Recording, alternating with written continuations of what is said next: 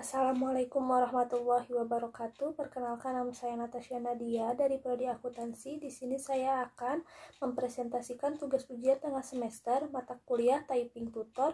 Dosen pengampu Cynthia Anissa Rahman Putri, SPD, MPDE. Berikut adalah pemaparan materi dari saya.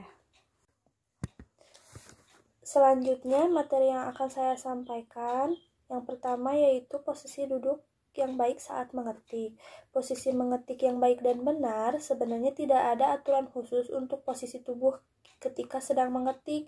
Namun biasanya jika sikap duduk asal-asalan untuk bekerja di depan komputer akan menimbulkan rasa sakit, pegal-pegal pada pinggang, punggung, lutut, atau mata menjadi pedih dan buram karena terlalu dekat dengan monitor.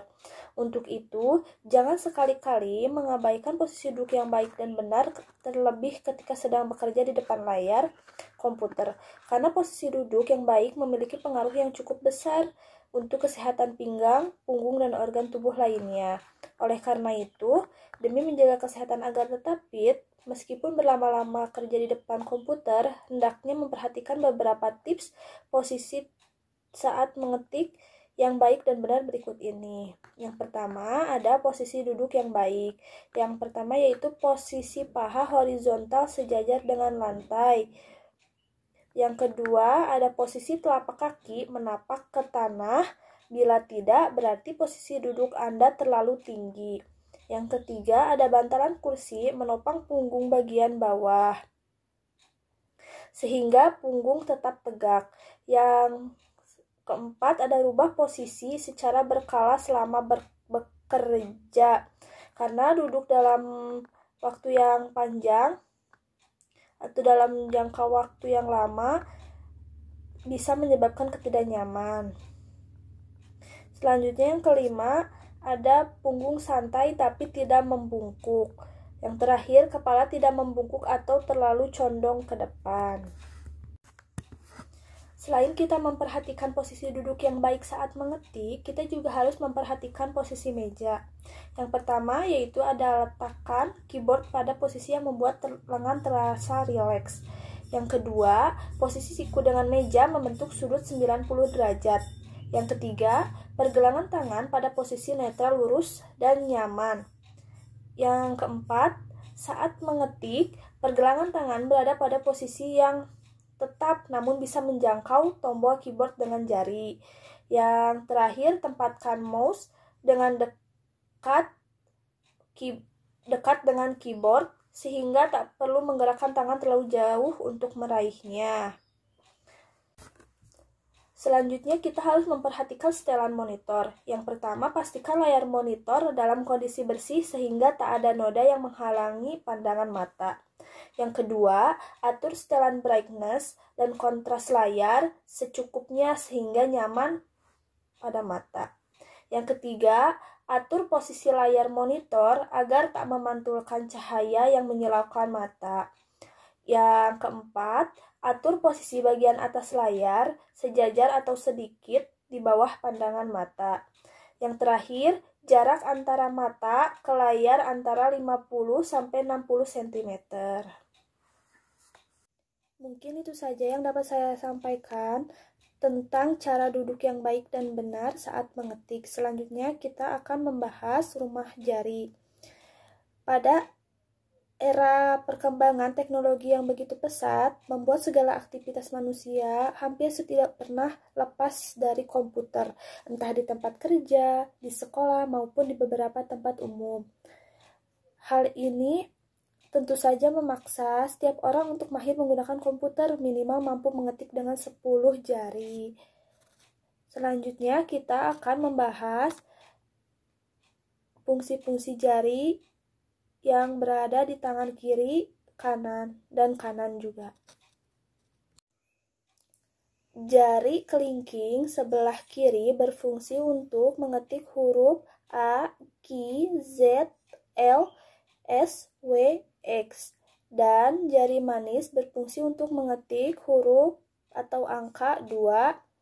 Dan selanjutnya jari tengah berfungsi untuk mengetik huruf D, E, C, dan angka 3. Yang terakhir yaitu jari telunjuk yang berfungsi untuk mengetik huruf F, R, V, angka 4, G, T, B, dan angka 5. Selanjutnya, kita akan membahas fungsi jari-jari yang berada di tangan kanan. Jari kelingking sebelah kanan berfungsi untuk mengetik huruf titik koma, P, garis miring, atau strip. Jari manis berfungsi untuk mengetik huruf-huruf L, 0.0, K. Jari tengah berfungsi untuk mengetik huruf atau angka I, dan angka 9. Jari telunjuk berfungsi untuk mengetik huruf J, U, M, H, Y, N, dan angka 7. Selanjutnya kita akan membahas tanda baca dan huruf dalam keyword dibagi atas 4, yaitu ada jalur dasar. Jalur dasar terdiri dari A, S, D, F, J, K, L, titik koma. Dan jalur atas yaitu Q, W, E, R, U, I, O, P. Dan jalur bawah yaitu Z, X, C, V, M, titik, dan garis miring. Dan yang terakhir itu ada jalur tengah yaitu G, H, B, N, T, Y. Selanjutnya yang akan kita bahas yaitu mengetik huruf besar. Ada 2 tombol untuk mengetik huruf besar yaitu Shift dan Caps Lock. Yang Shift berarti untuk mengubah huruf-huruf kecil menjadi huruf besar satu persatu atau di awalnya saja. Contoh, Natasha, penulisan nama biasanya diawali dengan huruf besar, yaitu huruf N. Natasha, N-nya besar, kesananya kecil semua. Dan penulisan huruf kota juga biasanya diawali dengan huruf awal yang besar. Bandung, Bekasi, itu B-nya besar. Dan selanjutnya kita akan membahas caps lock, yang berarti untuk mengubah semua huruf kecil menjadi huruf besar semua. Contoh, Garuda, Manado, Bandung. Itu huruf-hurufnya besar semua. Selanjutnya kita akan membahas penggunaan tabulator. Tombol tabulator atau tab diketik dengan mengentakkan jari kelingking di kiri. Hal tersebut dilakukan untuk menentukan jarak yang sama untuk mengetik tabel.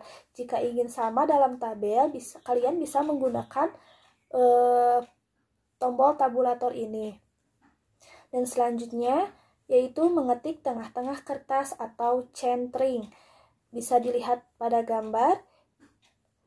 Mengetik tengah-tengah kertas yaitu bisa menggunakan ada yang pengaturannya itu yang di tengah semua, tinggal ketik aja, yang biasanya ini digunakan dalam makalah. Selanjutnya ada beberapa tambahan dari saya, yaitu lakukan secara konsisten setiap hari dan hilangkan kebiasaan buruk. Bisa dibilang ini adalah hal yang paling penting dalam cara mengetik 10 jari dengan cepat. Mengingat sebaik apapun kamu melakukan panduan cara mengetik 10 jari, bila tidak diterapkan secara konsisten, maka hal tersebut tidak akan berhasil. Berlatih setiap hari, karena dengan berlatih dan mengulang-ulang semua fungsi tombol, maka kamu akan bisa menguasai letaknya tanpa harus melihat lagi. Selain praktek, setiap hari kamu juga harus mencoba untuk menghilangkan kebiasaan buruk mengetik dengan 2 jari saja. Hal tersebut sangat tidak efektif karena mata kita biasanya harus terus melihat keyboard agar kita tidak salah menekan tombol. Meskipun kamu bisa mengetik dengan cepat menggunakan 2 jari karena sudah terbiasa, kamu tetap harus menyingkirkan kebiasaan tersebut dan mulailah beralih ke cara mengetik yang benar. Baik, itu saja pemaparan materi dari saya. Mohon maaf bila ada salah kata atau pemaparan yang kurang jelas. Wabillahi taufiq wal hidayah. Wassalamualaikum warahmatullahi wabarakatuh.